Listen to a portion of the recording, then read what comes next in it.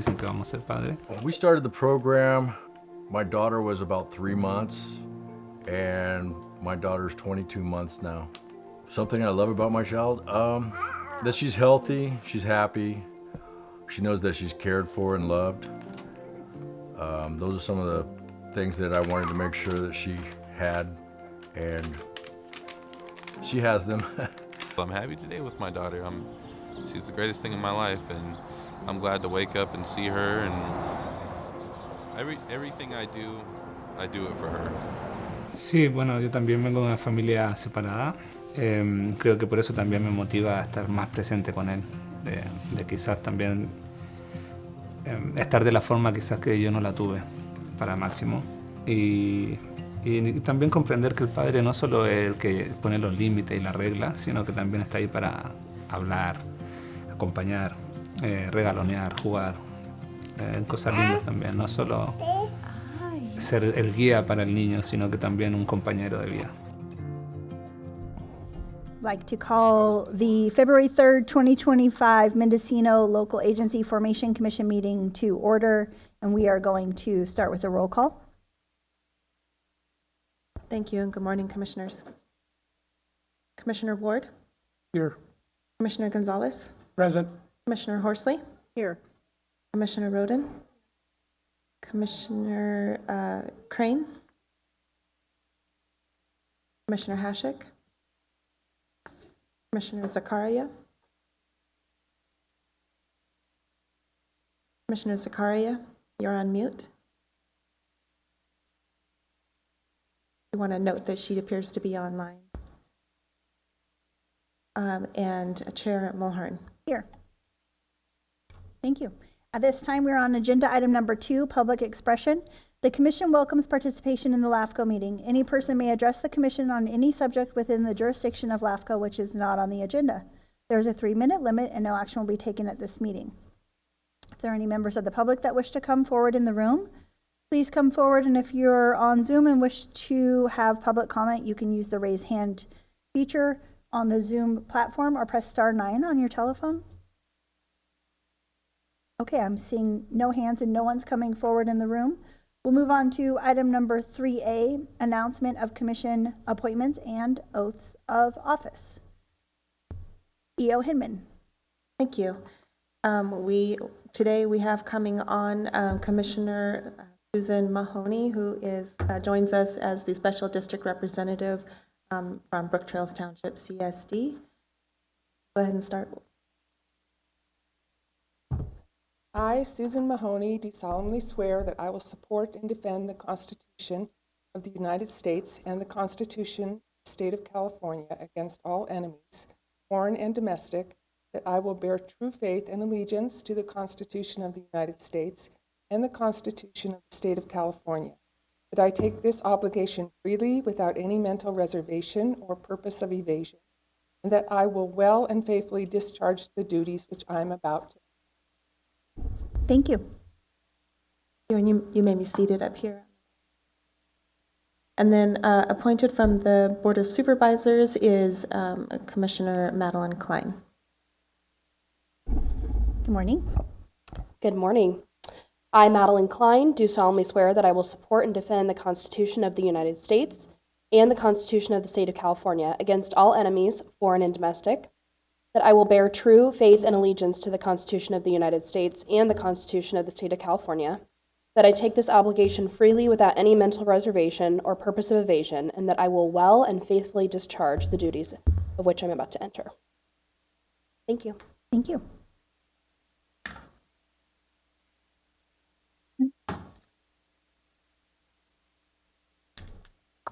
And just while Uma's doing that, for our new commissioners, you should have a highlighter in your drawer or near you. That lets me know, if you place it up, that lets me know that you want to speak.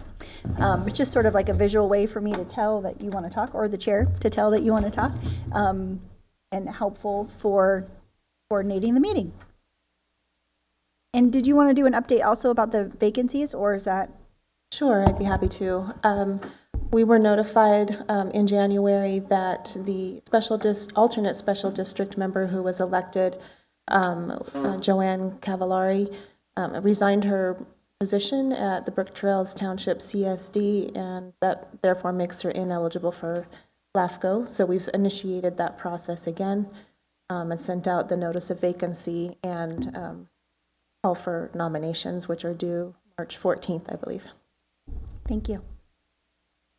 Okay, with that, we will move on to item 3B, selection of 2025 officers. And the members of this commission will elect a chair, vice chair, and treasurer for calendar year 2025. There's a little typo in the agenda.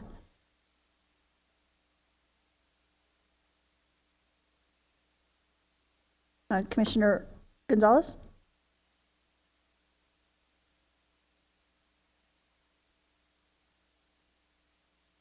I'll second. Thank you. Do we want to do all three at once? Or do each one? Yeah. Okay. Uma, would you mind doing a roll call? Yes, thank you. Commissioner Ward, Yes. Commissioner Klein, Yes. Commissioner Gonzalez, Yes. Commissioner Horsley, Yes. Commissioner Mahoney, Commissioner Roden, Yes. Chair Mulhern. Yes. Thank you. Thank you. Unanimous. year. So now we have positions for vice chair and treasurer. Is there anybody that would like to serve as the vice chair? You're always here, so there's no reason for having a vice chair. Commissioner Horsley? I'd like to nominate Jerry as vice chair and treasurer. Okay, you'd like to keep them together again. Is there a second for that? Okay. So there is, I mean, I've done treasury for a long time. I always say every year, is there anybody else interested in it? I didn't see anybody raise their hands, Jerry. I mean, I'm used to it, but I just don't want to hog all the glory. I don't have. Okay. Commissioner Roden? Well, I review all the invoices every month. I assist in the compilation of the financial statements. I sign the management analysis. I provide money from the auditor's office to our checking account. What else do I do, Uma? You're just general support for financial matters. Yeah. Great. I mean, it's not too difficult. It's just staying on top of things. I mean, like Jerry reminds me of why he doesn't look at the financial or the claims too often, because he knows I always look at them. So, which I'll have questions again today. What about the budget? I assist in the budget through the executive committee, Okay. but not as a treasurer. But I'll do it if that's what you guys want. I Are got you 2 more interested, years Mari? here anyway. Are you interested, Mari? No. Oh, okay. I was just curious what all was involved, and I appreciate that you do all that work. Yeah, I've been doing it for a while, and so it's pretty routine now. As long as we stay with the same EOs. He has me trained. Yeah, I can't find anything wrong with our financials anymore. He does a good job. Okay, we'll take a roll call for Mr. Ward as the vice chair and treasurer. Commissioner Klein? Aye. Thank you. Commissioner Gonzalez? Yes. Commissioner Horsley? Yes. Commissioner Mahoney? Commissioner Roden? Yes. Commissioner Ward? Yes. Thanks Chair for your Mulhern. support. Yes. Thank you. So we just have a lot of first of the year business today. So the next item is item 3C, the standing committee appointments. And as the chair, I recommend the standing committee appointments, and the executive committee typically consists of the chair, vice chair, and the treasurer, or a third commissioner appointed by the chair. So is there a third commissioner that wants to volunteer for the executive committee? Mari? Okay. Anybody else? No. Okay. So is there a motion to appoint Commissioner Roden for the executive committee? So moved. Thank you. second. Thank you. Roll call, please. Thank you. Commissioner Roden? Commissioner Mahoney? Yes. Commissioner Horsley? Yes. Commissioner Gonzalez? Yes. Commissioner Klein? Aye. Commissioner Ward? Yes. Chair Mulhern? Yes. Okay, so with that, we'll move on to the Policies and Procedures Committee. The Policies and Procedures Committee is made up of 3 members appointed at the first commission meeting of each calendar year, as recommended by the chair and ratified by the commission. The Policies and Procedures Committee is responsible for developing local policies and maintaining the Policies and Procedures Manual. Revisions are proposed to the full commission for consideration and adoption, and the following table identifies the committee members that served in 2024, and that was Commissioner Gonzalez, Chair Mulhern, and Commissioner Roden. I would really like to open this opportunity up to somebody else to serve on the Policies and Procedures Committee. I'm happy to do it if nobody else wants to, but I really think it's a good opportunity to be more sort of engaged in items before they come to the commission, which is really important because sometimes there are things that need to be sort of worked out a little bit more. The kinks need to be worked out before they come to the commission. So is anybody interested? Commissioner Horsley? I would like to serve on that. Okay.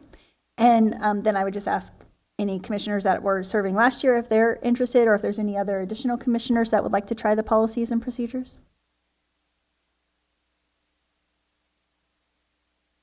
Okay, Commissioner Roden? I'm interested in continuing. Okay. So I think that looks like Commissioner Gonzalez, Commissioner Roden, and Commissioner Horsley could join the Policies and Procedures Committee. I think I do need a motion technically. I would like to so move. Thank you. Second. Thank you. And roll call, please. Thank you. Commissioner Roden? Yes. Commissioner Mahoney? Yes. Commissioner Horsley? Yes. Commissioner Gonzalez? Yes. Commissioner Klein? Aye. Okay. Commissioner Ward? Yes. Chair Mulhern? Yes. We are now on item 4, the consent calendar, which includes the December 2nd, 2024 regular meeting summary. Item 4B, ratifying December claims and financial reports. Item 4C, January claims and financial reports. And item 4D, the 23-24 annual financial audit. Typically, consent calendar is taken in one motion, but if there's somebody that has questions or comments on any of these items, could you please indicate that? Commissioner Horsley and then Commissioner Ward.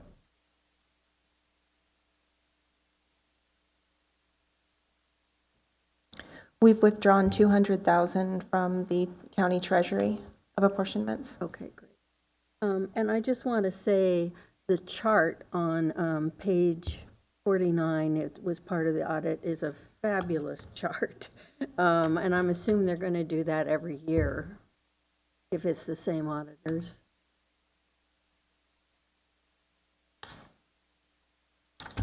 What page are Thank you you. on? 49. Staff put that together so we can have that. Oh, okay, Yeah. great. It was wonderful. All so easy to read, and the whole year there, it was great. Thank you. Okay, Commissioner Ward. I had a couple of items. First of all, on 4A, I just want to say, especially to the new commissioners, I've looked at a lot of minutes, and we have the best minutes prepared. So I really appreciate staff putting, I know it's long and tedious, but it surely helps to go back and remember what we did the previous month. And sometimes it brings questions in the future for me, too, to ask. So I just wanted to say thank you. They're well done. With regard to 4C, the claims, I had some questions on Staples, 2992. It doesn't really say on the receipt what it was for. What page is that? Oh, I was hoping you would know. I got the impression they were certificates. 2998 Oh, those looks are like your certificates? 1099 tax documents. It says 1099 e-filing. Right, correct. So we have to Okay. do 2 1099s, and that's what that filing fee is for. And then Costco at $139.90. There's some kind of a check machine. A new box of checks. Oh, a box of checks? Yeah. We buy them from Costco, huh? Yeah. I didn't know you could buy them there. And then you had it just said personal, it was a subscription for $69.99. That's the Microsoft 365. Okay. So it's an annual subscription. So that would be helpful if maybe you could write on the receipts what they actually are. It just says personal. I don't know what that means. Sure. And then there is I guess a new bank charge now of $5 a month. What bank is charging us that? That is Savings Bank. And Why? that's because we still receive a paper copy of the statement. Do you need paper? No, I don't think we do. Because I end up getting them and online and sending them to you. And that suffices, yes. So we can eliminate that $5. You want me to do that or? That would be great. Okay. Yeah. They've been charging that for a couple of years now. I just noticed it the last few months. I switched to online too. Yeah. For the okay. museum. And I believe that was it. The MOU, I guess, we provided the legal services in preparing the MOU for the coastal rec service. So is that going to be possibly in our discussion today about reimbursement? We could probably have that as part of item 7A. Okay, I'll bring it up then. Okay, That's all I have, thanks. great. I don't see any additional questions. Is there a motion to approve the consent calendar? I would like to move the consent calendar. Second? Roll call, please. Thank you. Commissioner Ward? Yes. Commissioner Klein? Aye. Commissioner Gonzalez? Yes. Commissioner Horsley? Yes. Commissioner Mahoney? Yes. Commissioner Roden? Yes. And Chair Mulhern? Yes. Thank you. Thank you. And just for the record, I just want to note that there are no members of the public in the room in Ukiah.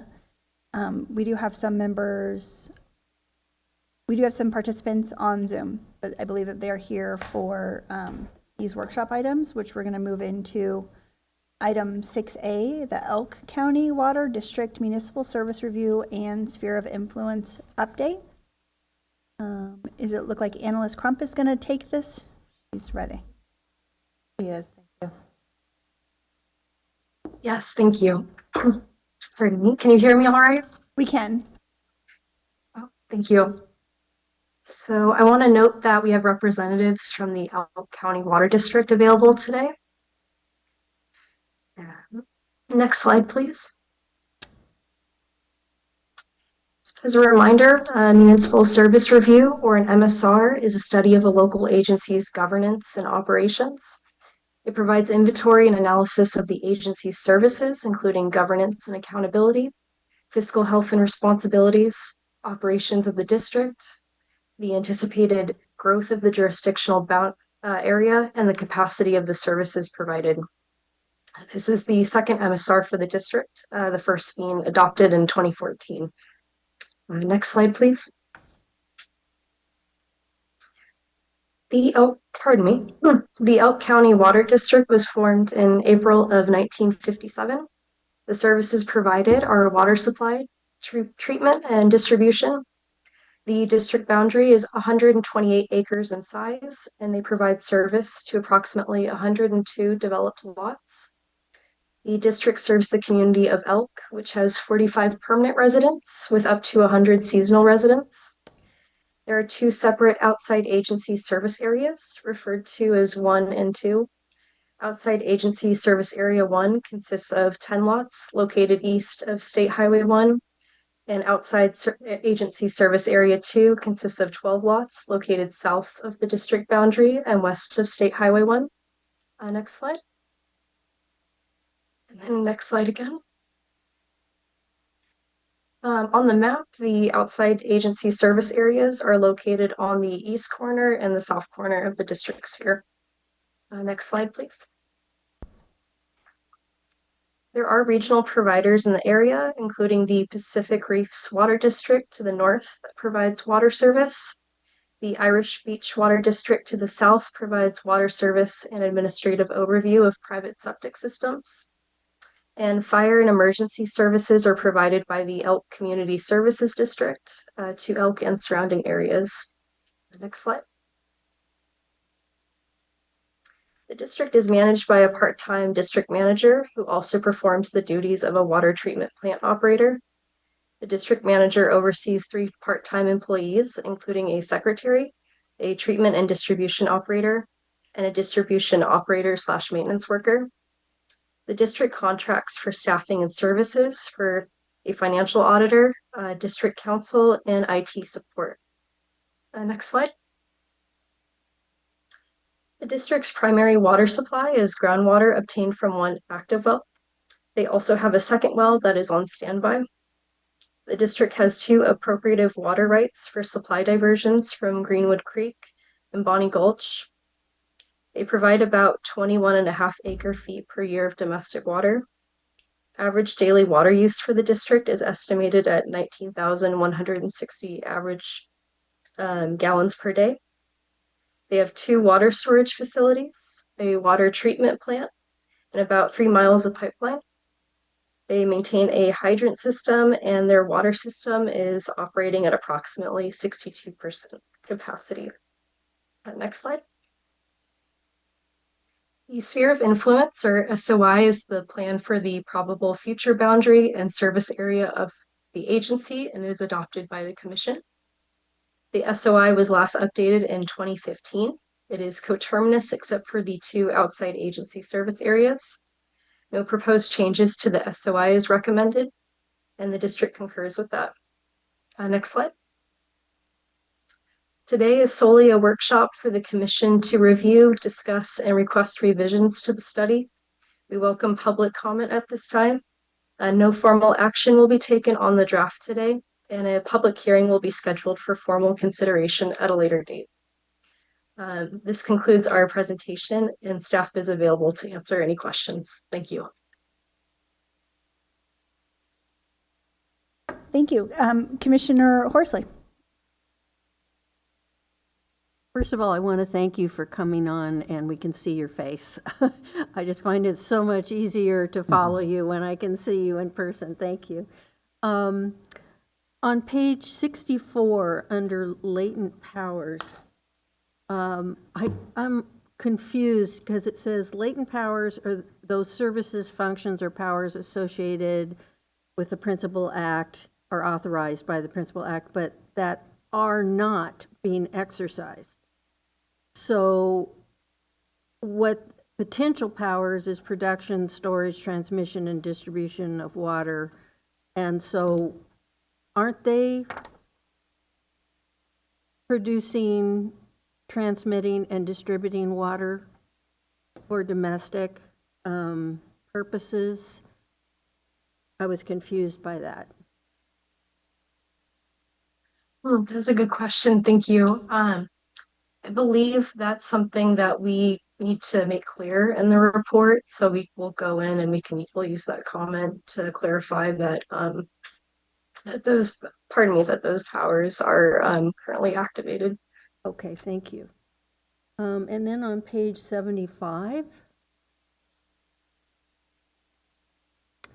there is a total there of change in net position for fiscal year 2021, 830,342, and I may have just missed it, but I couldn't find what that total came from or where that total came from.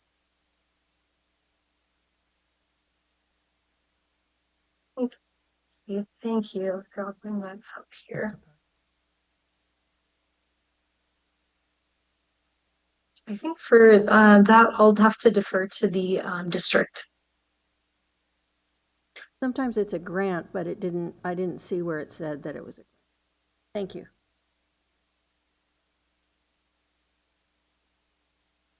Commissioner Ward and then Commissioner Gonzalez.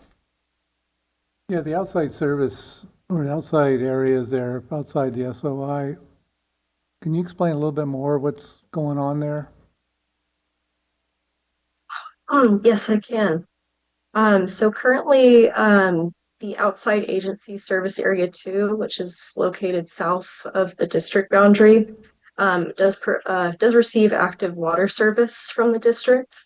The district provides service to 9 residentially designated lots within Area 2, and the lots are developed with single-family residences. In regards to active service connections with outside agency service Area 1, information on that is still pending, and the district may be able to speak to that.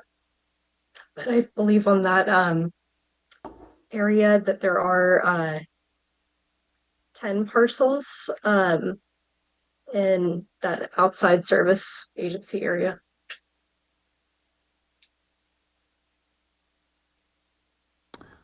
Okay, thank you. Why isn't it part of the SOI, or is it part of their area that they have control over? Or do they have control over that area? I believe those 2 areas were included into the sphere of influence. They were? It was adopted by the commission in 2015. So it doesn't show on the, why would they keep it separate then from the map? Just because it's, why would they keep it separate? And See. E.O. Hinman, can you speak further to that? Commissioner Wood, could you please clarify, are you asking why it is not a part of the district boundary? yes. That is something that we can explore with the district. It was included in the sphere so that they could request annexation at a future date. Well, this would be a good time, wouldn't it? Well, we have included it in the sphere, which indicates that they can annex, or we would consider annexation of that area, that it may be appropriate, but that would be an application from the district. Is there any advantage for them to annex that area? We can explore that with the district for the public hearing draft. Okay. The other thing I should have brought this up in the past, but we've got all these water districts, we've got utilities, we've got fire departments. Some of these municipalities, the bigger ones anyway, have like Sacramento Municipal Utility District. Has there been any discussion about combining them all into a utility district? So, because they're all doing, some of them are doing poorly. I'm not suggesting Elk, but some of these places are really having a hard time, and maybe they could pool together. They all have separate board of directors. They all have different ways of getting money and whatnot. It would be nice to see some consolidation, maybe into one district or something. I'll bring this up with Potter Valley too, but I've noticed that there's all these little districts within that area that all work together in a way, but they're separate. I don't know if that's something that we can consider in the future. I know I'm throwing up a can of worms here, but it's something that it's bothered me for a while, because you look at their financials of some of these places and they're not doing great. And bigger is always better sometimes in getting grant monies and other revenue sources. That is an excellent point to bring up, and it's why we try to include a discussion of adjacent districts and service providers. It's something that the commission could consider as a determination or a recommendation in the study. That's something that if the commission would like us to include something like that, we could draft something, the public hearing draft. This is suggested. Thank you. Commissioner Gonzalez. 2 things. One is I love your website. It's very simple, very easy to use. Usually when we do these things, I go on the websites to see what they're doing, and it's just a compliment. And then a question would be, I saw in here that you do not have a reserve policy. Do you plan on setting up some sort of policy on reserves? It sounds like you're doing everything correctly. It just seems like it'd be prudent to have a reserve policy. I think that's a question for the Elk representatives, and I'm not exactly sure who that is, if we could bring them over to the Zoom, because Commissioner Horsley had a question as well.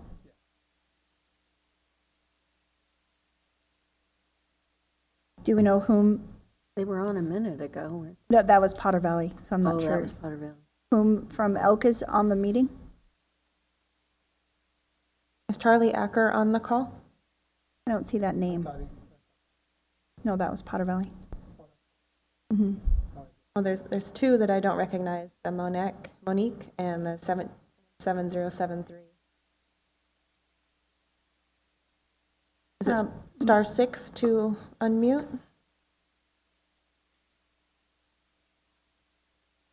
It appears as though somebody from elk is not on the line. So I think what we can do, though, is have E.O. Hinman ask the questions, and so that those questions could be answered next time, and also encourage them to attend the meeting. Are there any additional questions about the elk? Commissioner Roden?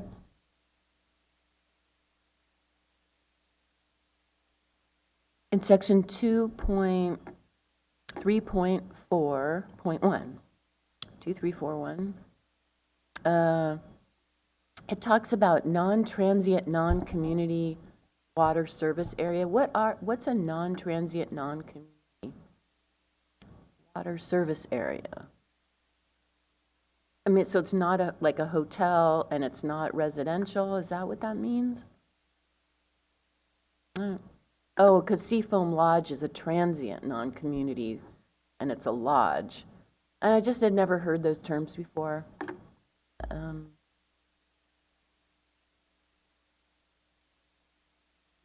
Thank you for your question.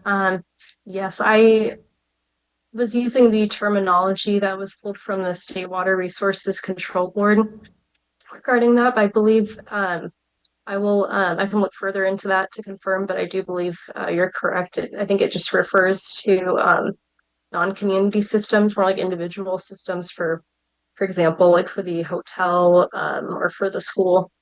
Mm-hmm. Okay, I guess that makes sense. You have to be kind of in the know to understand what that means. But I guess it's fine.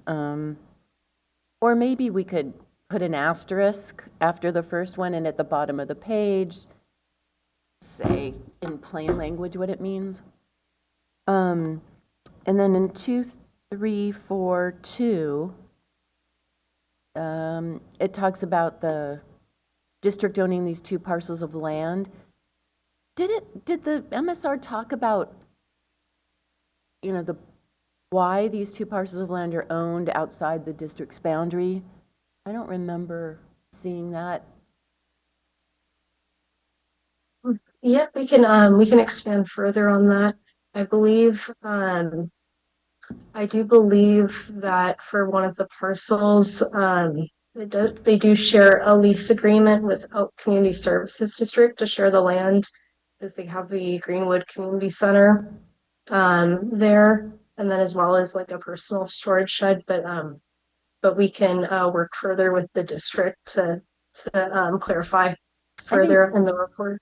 I think that'd be good because it's just out of the blue. Why do they own these parcels anyway, and why are they out of the district boundaries? So it doesn't have to be much, just maybe a couple sentences would be good. Okay, 3.2.3.1. See where that is.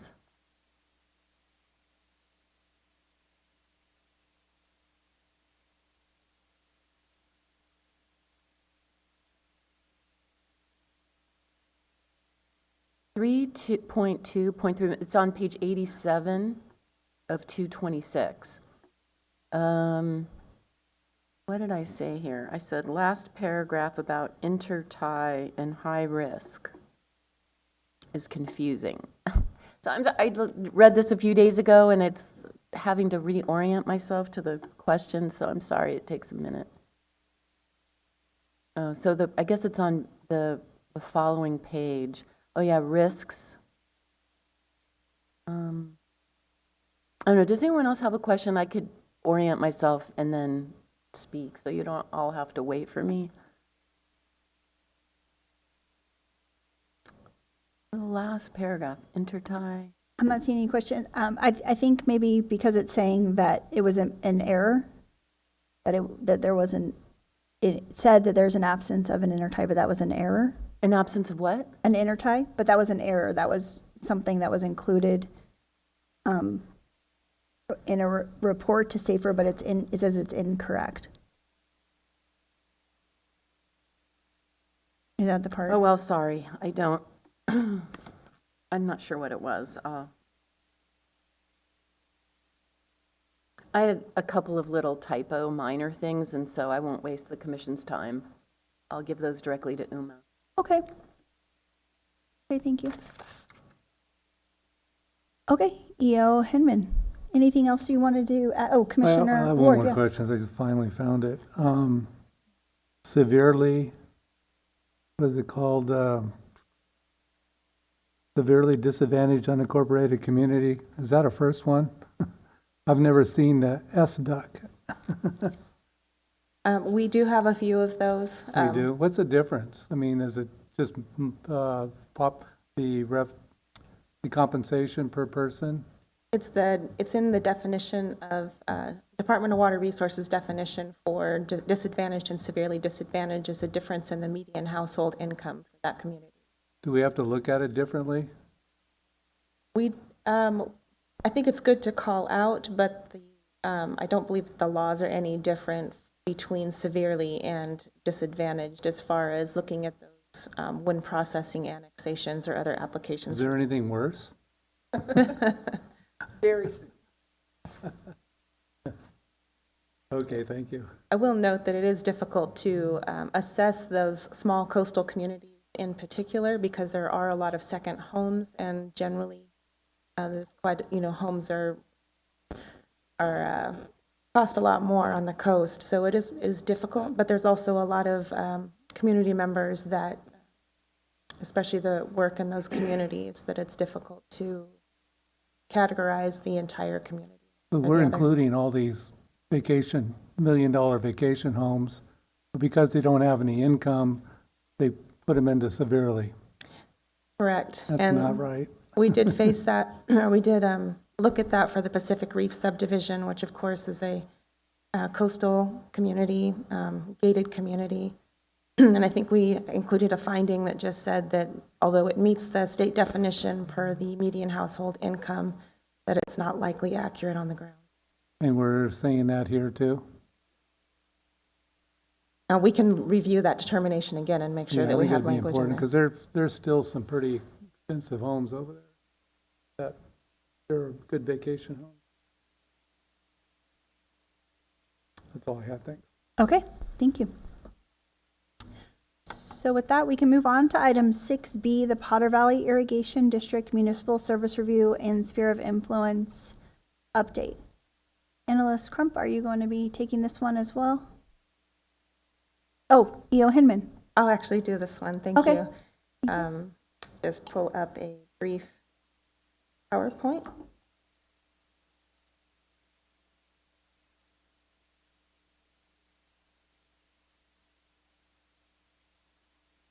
Gonna work, okay.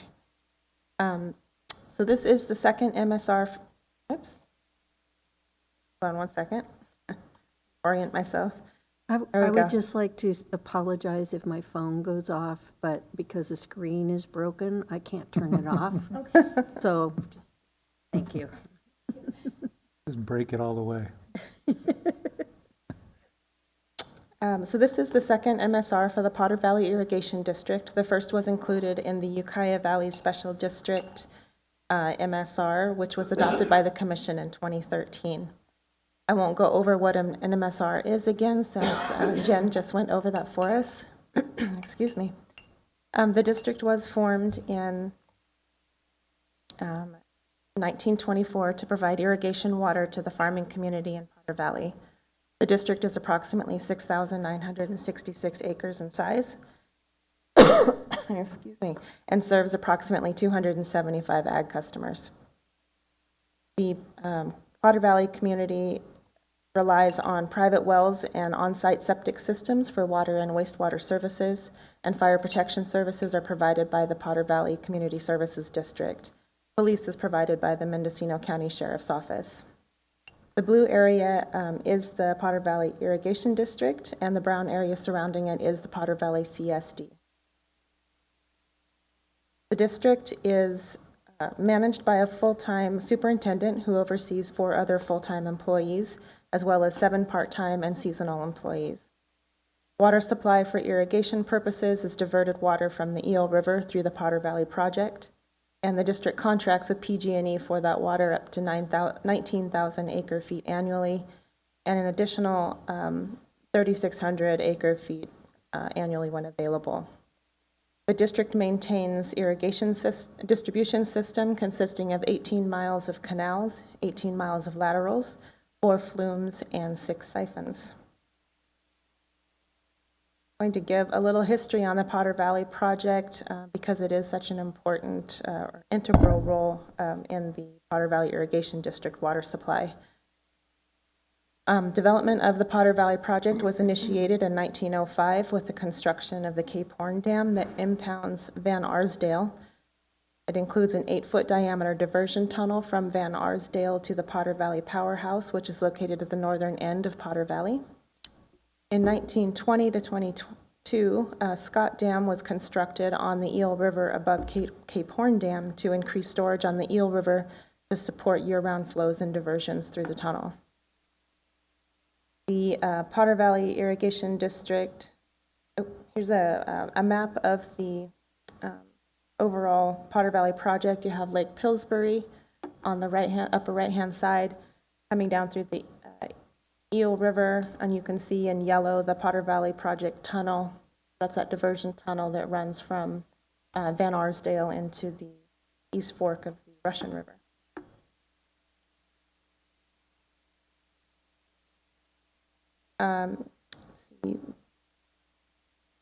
The Potter Valley Irrigation District has held contracts with PG&E since 1926, which allows the district to receive that 19,000 acre-feet annually of water diverted through the project. PG&E has operated the Potter Valley Project under a license from FERC, which is the Federal Energy Regulatory Commission, which expired in 2022. This is a general timeline of the events leading up to PG&E's abandonment and decommissioning of the project, which is currently in process.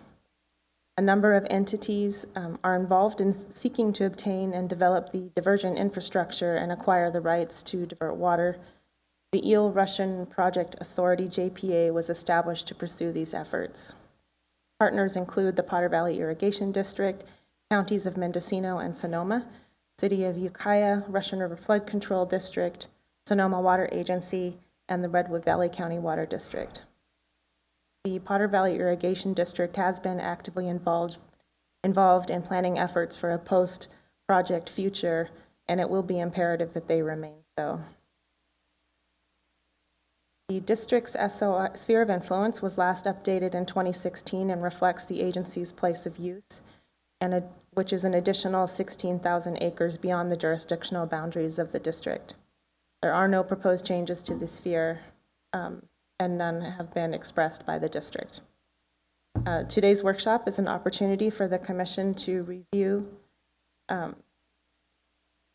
review, discuss, and request revisions to the draft study and to welcome public input.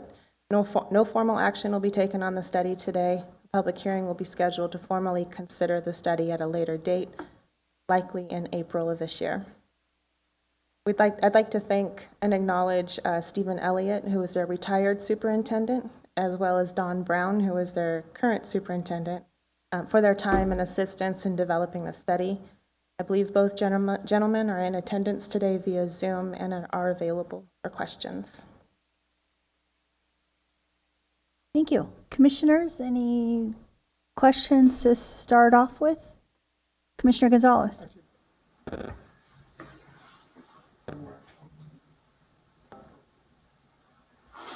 That don't click on anything, so that was one.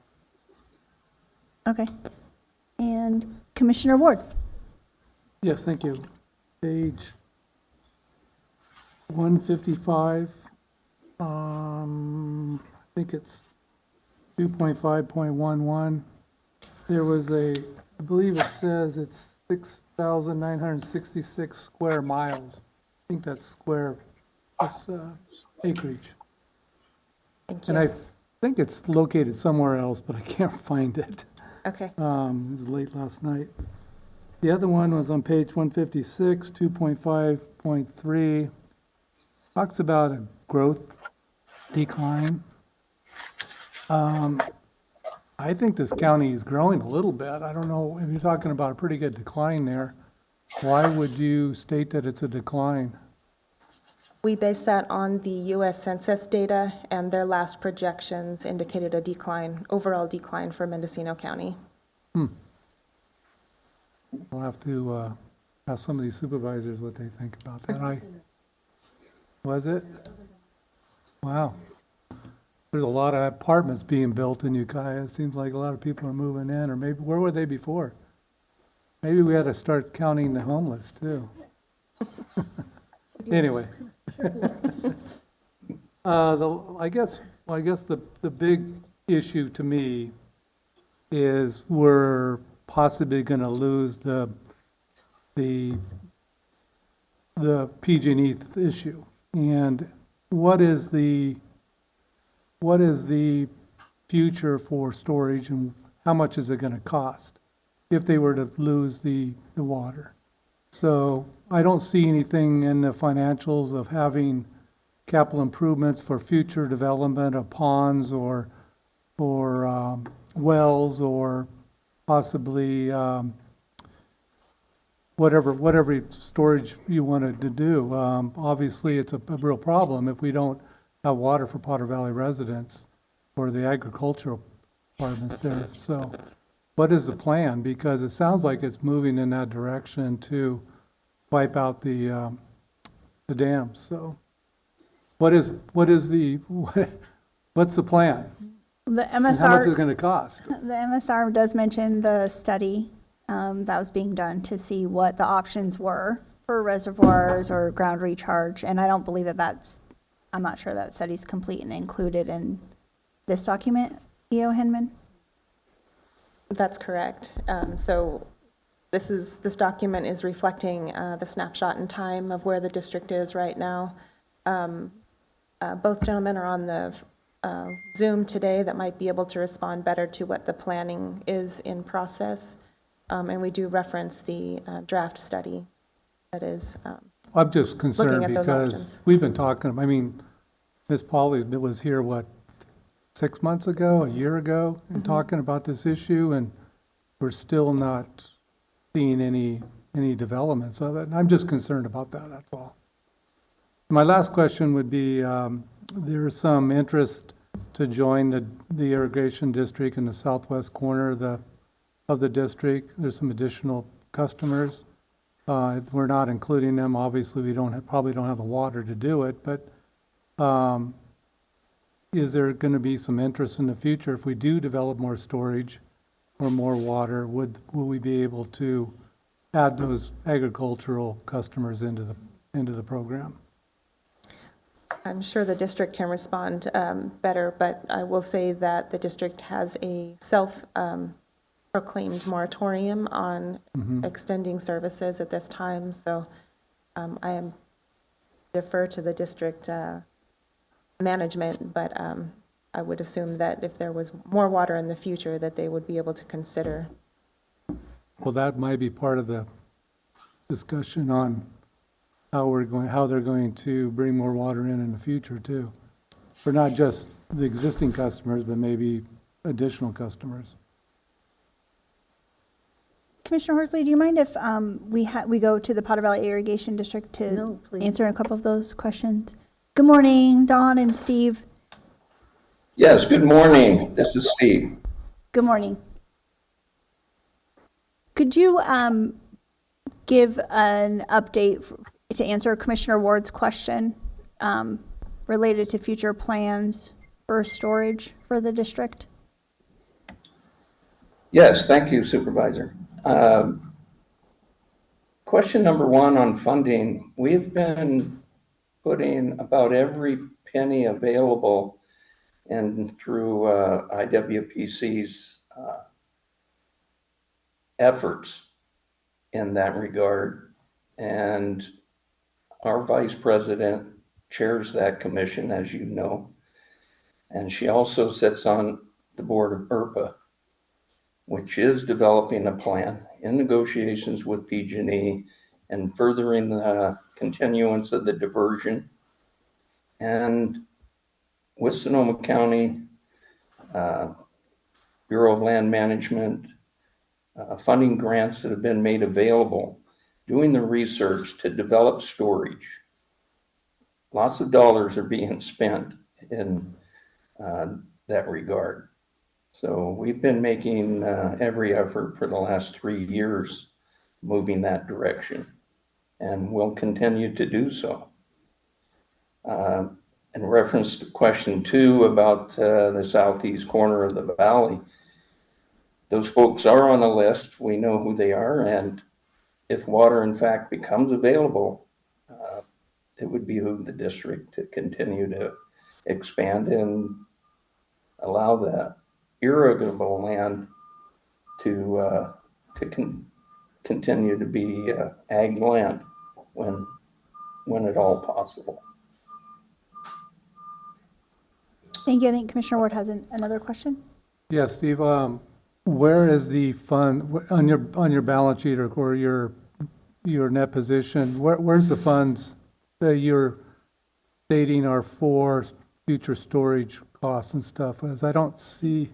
He was saying it, they've been giving all of that to the Inland Water Power Commission. Oh, the Water Power They has are it? the agency that's really Okay. working through with Sonoma Water on next steps. How much do you feel is Potter Valley's put into that fund?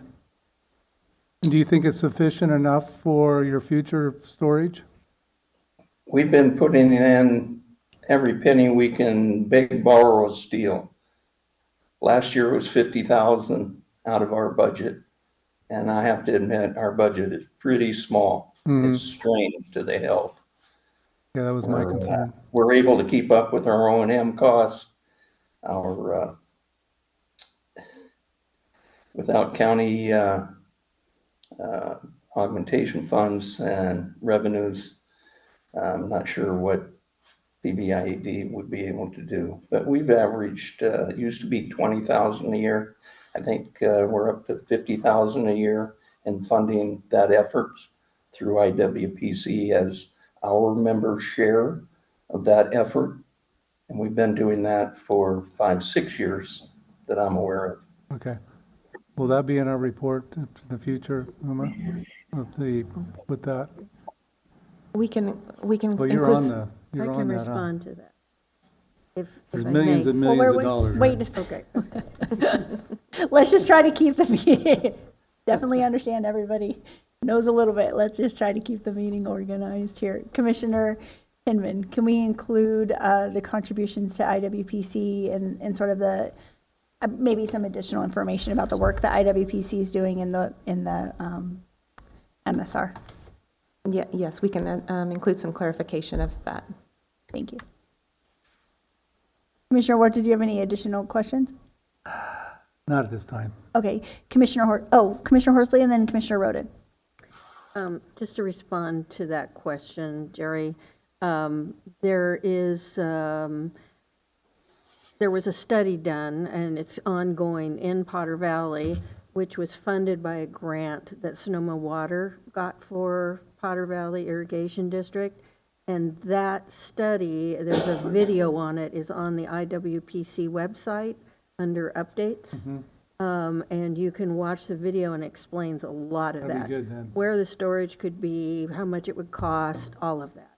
So it's all there in black and white if you want to watch. That would be very well. Could you, when you get your phone working, send that, or actually I'll look it up. It's on the IWPC Okay. website, yes. So there are millions of dollars in there, right? Well, it's interesting because they have wells. Every single property out there has a well. So they're talking about expanding the wells, making them deeper. They're talking about recharge, and then they're talking about actually building reservoirs, which is a lot more money, but it's a lot more water too. So. But wouldn't we be concerned about if everybody has a well and then we tap into more wells and we're drawing more water out of the groundwater too? That's part of the study. Yeah. Yeah. Just a concern that I have because this has been going on for a long time, and I'm hoping that we'd have a little more direction where we're gonna go. And because PG&E is definitely interested in getting rid of this ASAP. I would say by June, July of this year, we'll know one way or the other, because PG&E is including ERPA's plan in their final, Decommissioning. yeah, to FERC. And so once that's approved, or once that goes to FERC, we can kind of breathe a sigh of relief, because they're including the plan, and then we can go from there. And the plan includes the new facilities for diverting the water and the maintenance and so forth. So it's already very far along, actually.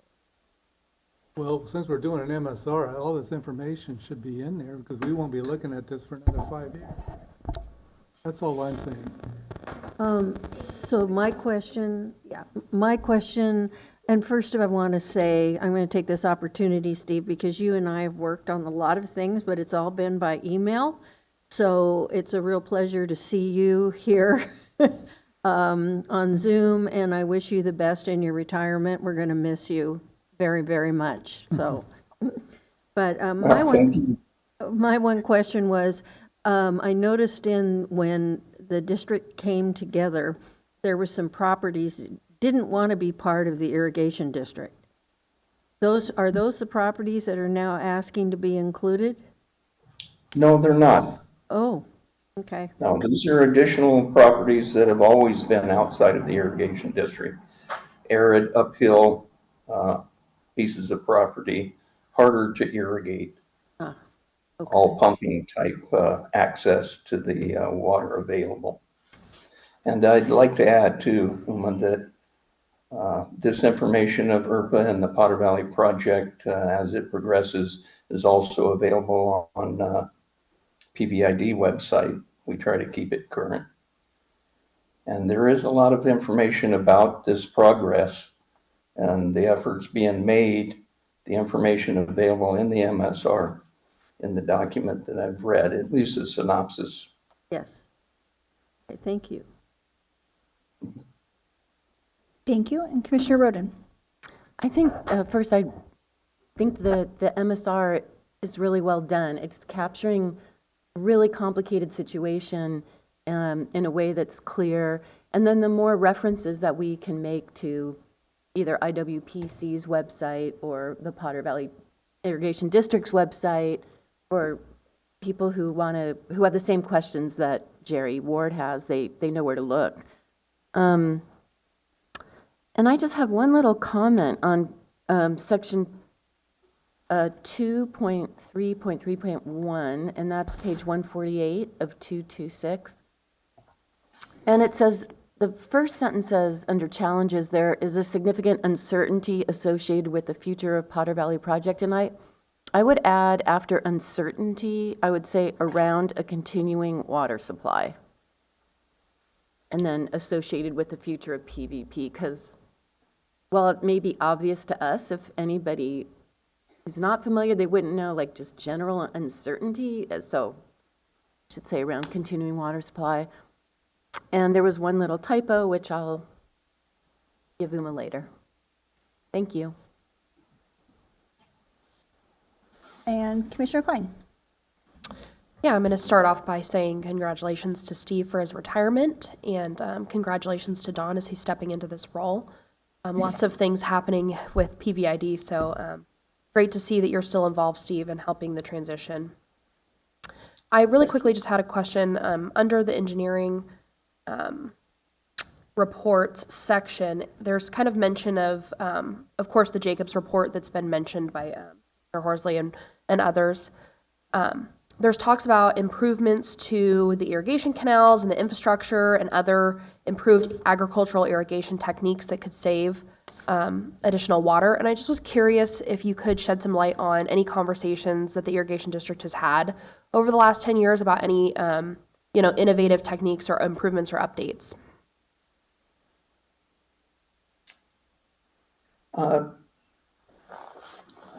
Specifically, over the last 10 years, our efforts have been to install pipe in areas where we found significant loss of water due to seepage, not just transpiration.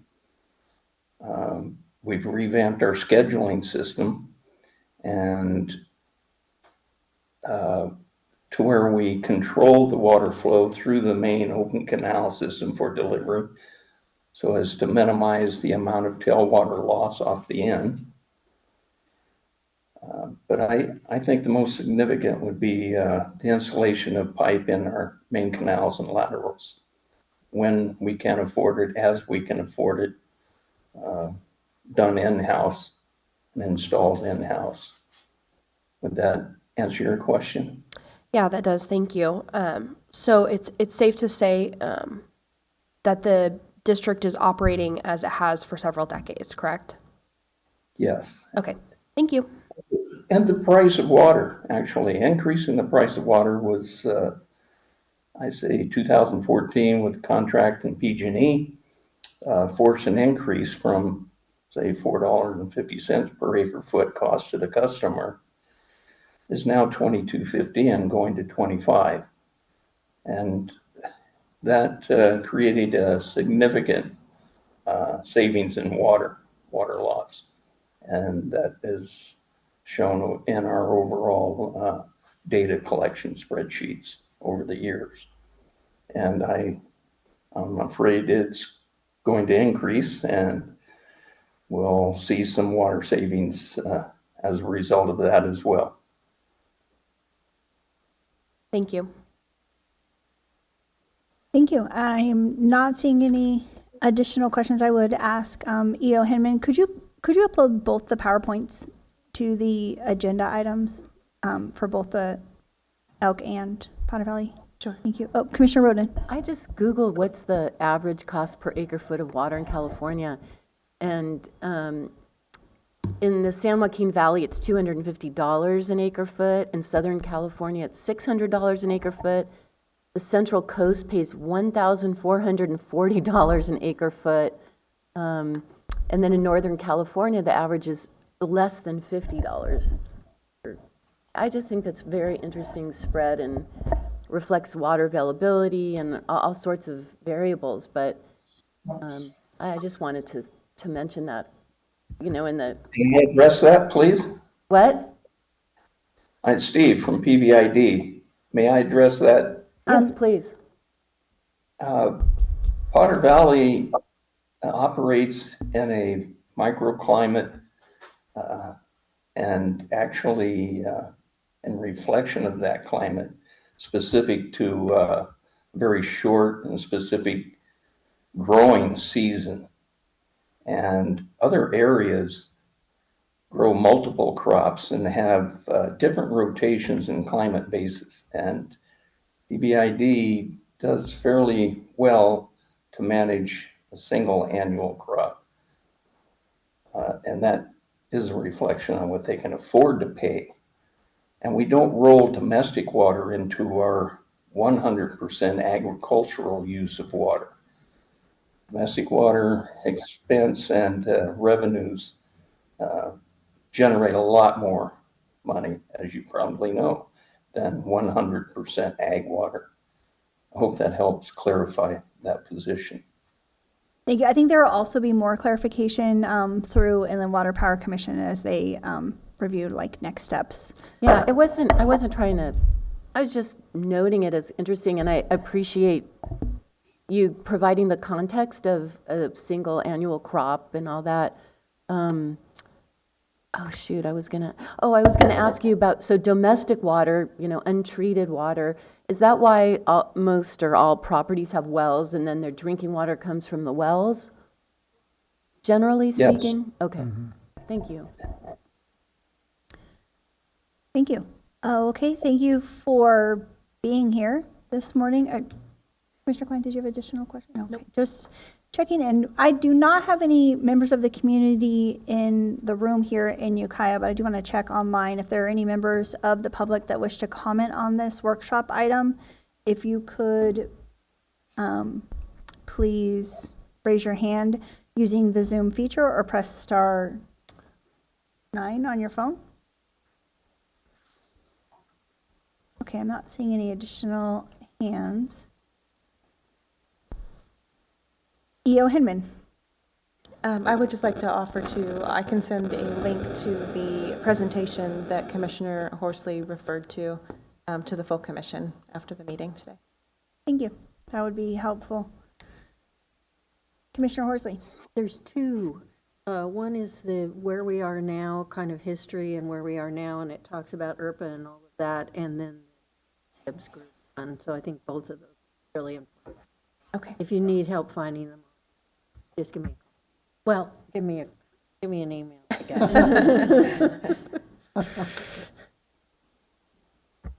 Okay, thank you.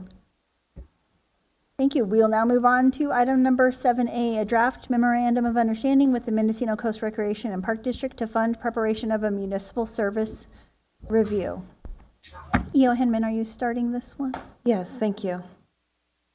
Last year we received a request, late last year, we received a request from the Mendocino Coast Recreation and Park District to expedite an update of their municipal service review, which was last reviewed in 2008. The district has undergone some significant changes since then and wishes to have an updated MSR that accurately reflects their current operations and priorities, as well as establishes a baseline report to support future planning and transparency for their taxpayers. When developing our annual work plan and associated budget, LAFCO policy prioritizes studies for municipal service providers, which are defined as water, wastewater, fire, and police services. We have been focused on the water providers since the extreme drought of 2021-22. Staff does maintain a rolling work plan to track and tentatively schedule agencies for review, and the Recreation and Park District is tentatively scheduled for 2027-28. Since the district wishes to expedite their study, their board has authorized a cost share for the study, which was discussed by the Executive Committee during their January 9th meeting. The committee is recommending a cost share consisting of district funding of the MSR, with LAFCO assuming the cost of preparing the sphere of influence update portion of the study. The district has no interest in expanding their boundaries or their sphere of influence, and staff estimates that the sphere of influence update will cost approximately $2,500 to complete the analysis and prepare updated maps. Staff proposes to complete the study in-house. It's recommended that funding for the sphere update portion be pulled from our work plan contingency, and no budget amendment is anticipated at this time. On the Executive Committee's recommendation, staff and legal counsel worked with the district to develop the attached MOU, Memorandum of Understanding, which identifies roles, responsibilities, and funding for the MSR Sphere Update Study. The MOU is included as attachment 2 for commission consideration, and I will note that the district board considered and approved the MOU at its January 30th meeting. Kylie Felicich is the district administrator, and Dave Schbach, a board member, have both joined us today via Zoom and are available to answer questions. Commissioner Horsley. Do we have an estimate of how much the MSR will cost? I believe it between $20,000 and $25,000, depending on what kind of analysis is needed. As we dig into it, we'll have a better understanding. We anticipate working very closely with district staff, and they are eager to get started on this, so I anticipate that we'll have a lot of support from their staff.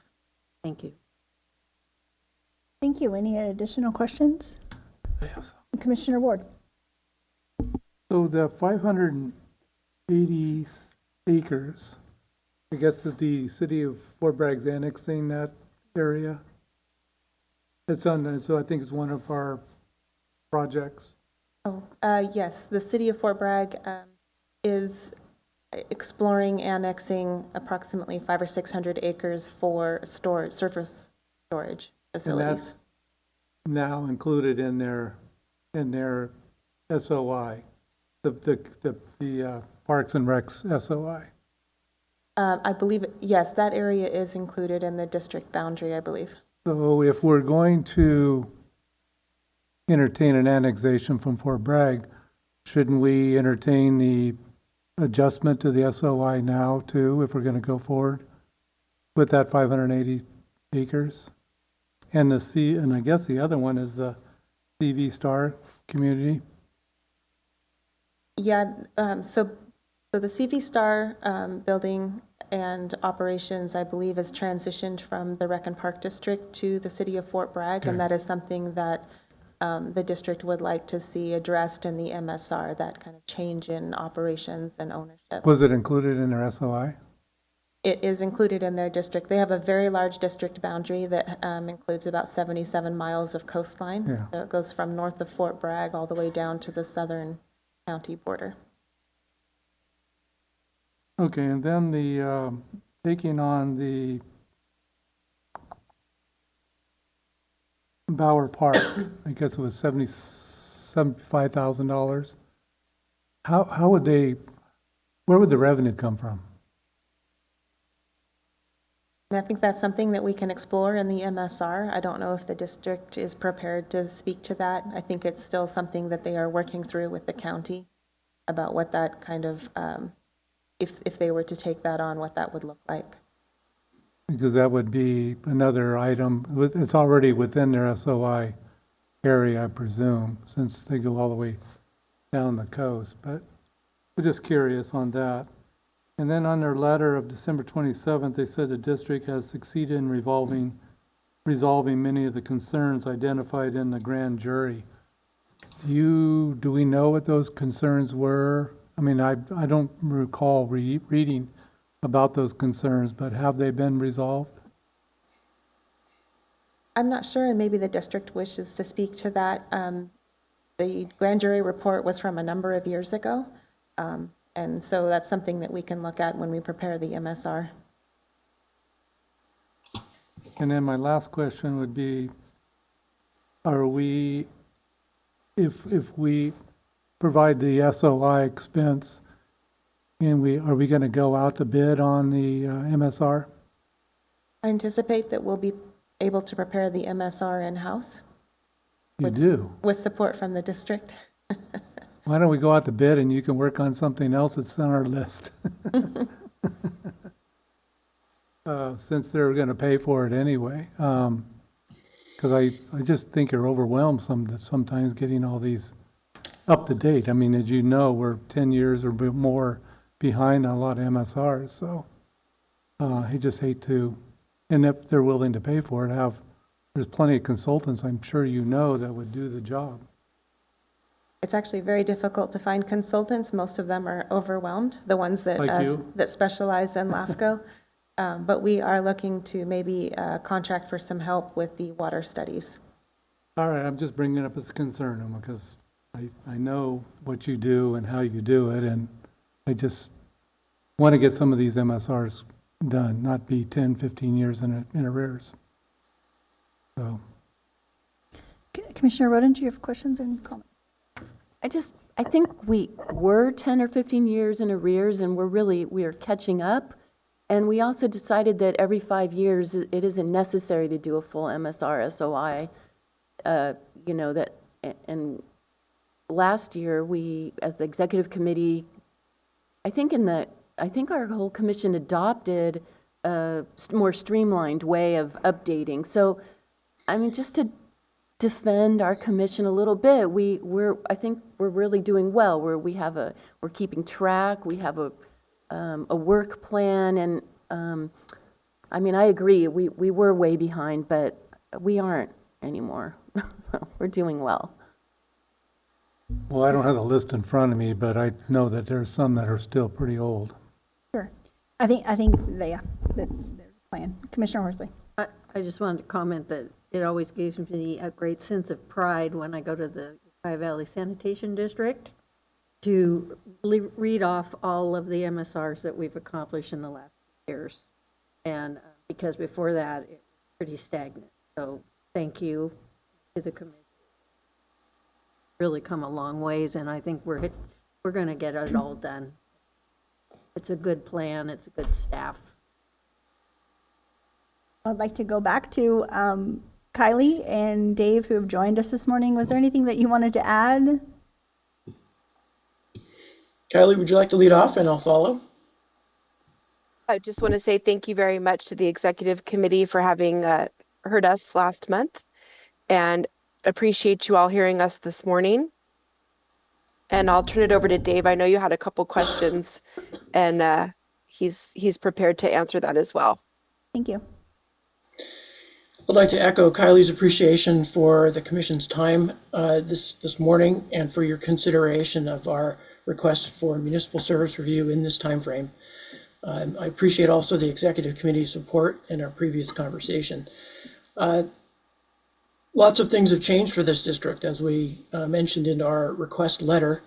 I do appreciate that LAFCO's resources are pulled tight, and I also admire the progress that LAFCO's made in catching up with its long list of to-dos. But the nature of the Mendocino Coast Recreation Park District has changed fundamentally since 2008, when the LAFCO conducted the last municipal service review, particularly on a couple of topics that were brought up earlier this morning by Commissioner Ward. The CV Star, at the time of the 2008 study, had not yet been constructed. The 580 property up on Highway 20 had not yet been obtained or was under immediate consideration for obtaining. And in the intervening years, we all are aware of what's happened. We are happy to note that the CV Star its future is bright under the ownership and operation and custodial care of the city of Fort Bragg. The Recreation and Park District is continuing as a funding partner, allocating 45% of our annual teeter allocation in support of that facility. One of the reasons to conduct a municipal service review in this time frame is to make sure that that substantial allocation of our annual property tax that's collected throughout the 77-mile surface area is in fact equitable and sustainable for the entire district. Again, with all due respect and appreciation for the excellent services provided by the city of Fort Bragg, the district is obliged to provide services outside of the city of Fort Bragg throughout a 77-mile service area. And we, as noted in the grand jury report, which was published in 2017, there's significant concern that the district is in fact not doing that. We believe the MSR will very much help the district develop an objective fact base that'll help us understand how our resources are obtained, where there are met our needs throughout the district for recreational services, which include the city of Fort Bragg, the city of Point Arena, and unincorporated areas throughout the coastal zone, and to best understand how to determine appropriate fees for those services that will enable the district to sustain its work over, well, forever. We suspect that because of the large geography of the district, that fees would likely have to be geographically differentiated. And we don't expect that fee study to be part of the MSR, but the objective data about agency performance and financial health and conditions, obligations throughout the district, and district efficiency will be crucial data points in our work to, again, make sure that our fees are equitable, our resources are distributed in an equitable and efficient and effective way. Again, all the things that every one of us local agency people has taken a charge to do. There was another question regarding the grand jury. How well has the district responded to those findings? I'll just mention that the findings were summarized on the cover page. There were concerns about the district's health and conduct in its budgeting, in its auditing. And I can report with a great deal of appreciation that the general manager, Felicich, has accomplished a miracle over the last year or so and has caught the district up completely and in full compliance with state laws pertaining to local agency governance and specifically the Recreation and Park District special district requirements from our authorizing legislation. So we're all caught up there. And those materials are entirely available and transparent. So we've checked that box off. There's concern about, again, the financial lift to create and maintain the CV Star Center. With the transition to the city of Fort Bragg, that issue has been substantially resolved. We completed that transition, or are about to complete that transition, with the transfer of a $100,000 donation that was received from a family trust in the area, earmarked for recreation, earmarked for aquatics. And so we'll be completing the CV Star transition with transfer of those custodial duties for those funds. We're very happy that the city's ready to continue with that work. And finally, though, there was an observation of the district's fiduciary responsibility to allocate its property tax annually income throughout the district boundaries. And we have not yet been able to resolve that question, although we suspect that we have a lot to learn from the MSR and that we have a lot more work to do after the MSR data is available to us. So yes, the grand jury findings continue to be issues of attention and concern, although we've made a lot of progress in resolving them. And finally, Bower Park, a question from Commissioner Ward regarding Bower Park maintenance.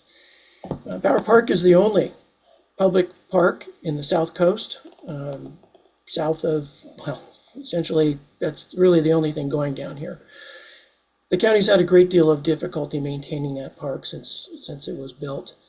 We're fortunate to have a state grant, two grants actually, to rehabilitate the park, which had fallen into disrepair substantially as a result of the county's inability to maintain it properly. The job isn't done, however, at the end of rehabilitation. We have to look forward to operation and maintenance of that park to make sure it's competent, make sure it's there to deliver services from the county line, including North Sonoma County, all the way up to Elk, which we believe is the appropriate service area potentially for the Bower Park resource. It's going to cost a lot of money. $75,000 estimate is actually from a county study, master plan study for all the county parks, but it's several years old, and we all know that costs have escalated for everything from capital through operations and maintenance and repair. We are eager, the district is eager to help the county maintain Bower Park. However, we really don't know what our capacity is to allocate funds in a sustainable and equitable way, particularly those funds that are derived from property tax allocation. And we need this MSR to help us understand, again, the financial capacity of the district to partner with the county for that facility. We hope that we can at least meet the $75,000 old estimate for operation and maintenance. However, we need to be based firmly in reality. So if there are any other questions, I'm happy to attempt to answer them, but otherwise, I really appreciate your time this morning. Yeah, thank you for clarifying those things. I have Commissioner Ward and Commissioner Gonzalez with additional questions. My question is to you, on the MOU, I didn't see any indemnification in that.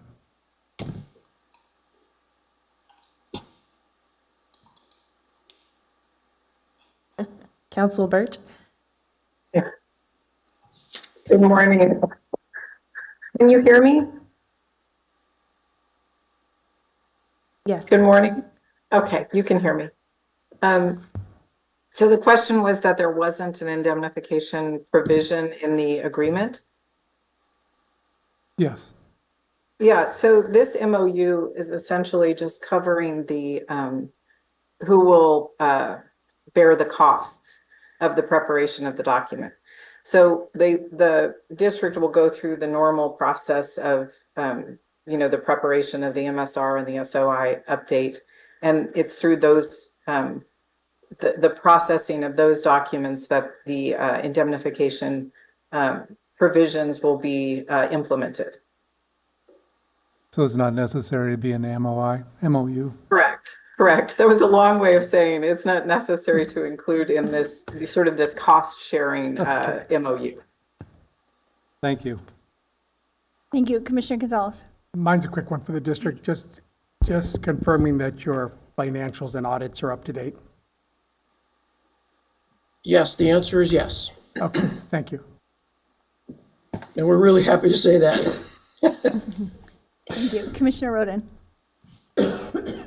Well, I just want to say that I'm struck by the care and attention that the board is taking, the board of the Parks and Rec District is taking to its mission.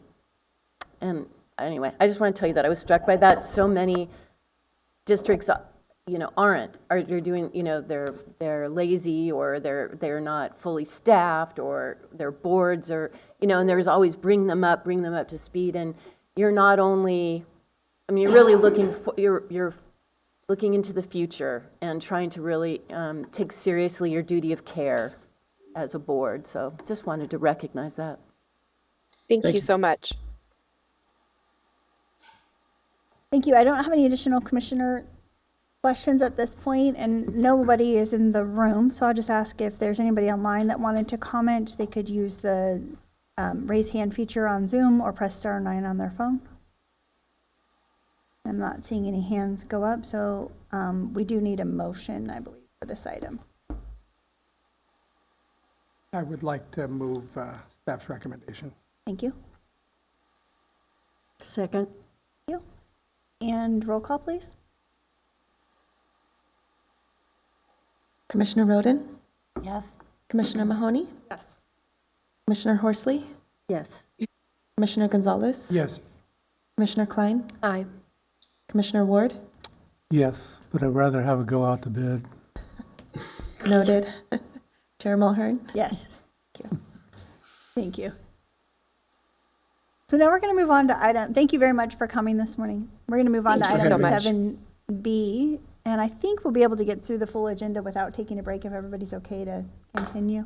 Item 7B is a proposed policy amendment establishing a new meeting time for regular commission meetings, moving the start time of LAFCO meetings from 9 a.m. to 9:30 a.m. the first Monday of the month. So moved. Second. There are no members of the public in the room. Are there any members on Zoom that wish to comment? Seeing none, roll call, please. Thank you. Could I please ask, who was the second? Commissioner Horsley. Thank you. Commissioner Ward? Yes. Commissioner Klein? Aye. Commissioner Gonzalez? Yes. Commissioner Horsley? Yes. Commissioner Mahoney? Yes. Commissioner Roden? Yes. And Chair Mulhern? Yes. Okay, thank you. Thank you. Our next agenda items are 8A through 8F, and they include various updates from the Commission and EO Henman. Can we start with the work plan and current and future proposals, item 8A? Thank you. We continue to make progress on the work plan. With today's Elk County Water District workshop complete, we'll be holding public hearings for both the Elk County Water District and the Irish Beach Water District at our March 3rd meeting. We do anticipate bringing the Westport County Water District to workshop at our March meeting as well, and that will be the last of the, coastal water districts. We also hope to bring the Russian River Flood Control District to workshop at our March meeting as well. We continue to outreach to Laytonville County Water District to schedule a meeting to review the request for information to determine if that district will be able to do a streamlined review. Requests for information have been sent to Mr. Walker to initiate the studies for the Hopland Public Utility District, the Willow, Millview, Calpella, and Redwood Valley County Water Districts. So we have initiated those, and we'll be working on those over the next 6 months or so. And that's all I have as far as updates, unless there are questions. I'm just wondering, how can this commission help you with the Laytonville County Water District? You've reached out about 4 or 5 times. Is there anything that you need us to do? I was going to speak with Supervisor Hashik to see if he can assist with communications. Okay, thank you. Thank you. Commissioner Ward? Yeah, thank you. With regard to Russian River flood control and River Valley Water District, is it true that there are no more hookups? Is there a moratorium in Redwood Valley still? I believe there is, yes. Yeah, okay. So will that help by merging? The Russian River Flood Control District is applying to extend their place of use, I believe, and then this annexation will follow that place of use and allow for contracted raw water to the Redwood Valley County Water District, so it will support their overall water supply. Okay, and then on the other water districts, how long does it take when you provide, will you request, I think it's a request for information, how long does it take for them to respond? On average. I mean, so we give them 30 days. We request it within a 30-day time frame. It takes a lot of outreach. For example, some districts have taken 6 months or more to respond. So my question is on Calpella, Hopland, Millview, Redwood Valley, Willow, you didn't request that until last month. Correct. Why wouldn't we request that way back? Because you know it's going to take a lot of time. Now we're going to be sitting around waiting for them to respond. Oh, we're not sitting around. No. I know, but we have been coordinating with Jared Walker, who is the general manager for all of those special districts since last year. And we anticipate that the Hopland Public Utility District we may be able to apply the streamlined review for that one. I do hear you that we could have maybe sent the RFI out earlier. However, we were kind of waiting to see how things would shake out with Ukiah Valley Water Authority and the recent inclusion of the Willow County Water District in that JPA. So there were a number of factors that we were tracking, and they are prepared to move on it quickly, and Jared has confirmed that he is working on it. Well, that's good news then. Thank you. Is that all on that one? Okay. Commissioner Horsley. Just in response to that, Jared Walker is now a City of Ukiah employee. So I think we discussed this once before. We're waiting until that consolidation happened to see what the effect would be along the line. And they were going to have to change so much in their MSR after that happened anyway. So I think that's the big reason that we waited to send out for this. Thank you. I'm not seeing any additional questions. Anything else to add, or should we move on to item 8B? Nothing else to add, thank you. Okay. Item 8B is for correspondence, and LAFCO correspondence to the grand jury is included regarding the Mendocino Coast Healthcare District Municipal Service Review. Did you want to provide a verbal update, or are there commissioners that have any questions about this letter? I can just state that we did provide that update to the grand jury and received an email thanking us for the update and just requesting to be kept apprised of the schedule. Thank you. Commissioner Ward? Yeah, in the letter you say that the intent is to complete the MSR by August of this year? That was in the original letter, yes, we had hoped to start it in December and complete it in August. So is that still on schedule? No, the district is in the process of updating their financials. They're working on a multi-year audit to get up to date on that, and they anticipate that being done mid-year. And so preparing an MSR at this point would not be very useful without that information. So we've been working with the district to coordinate the timing of that. I presume that'll be on our work plan for the next year? It's something we'll be discussing in our budget development. Yes. Okay, thank you. Thank you. I'm not seeing any additional questions or comments on that item, so we can move on to item 8C. Are there any CALAFCO updates? I do have some. CalAFCO's executive director, Renee LaRoche, resigned effective January 31st.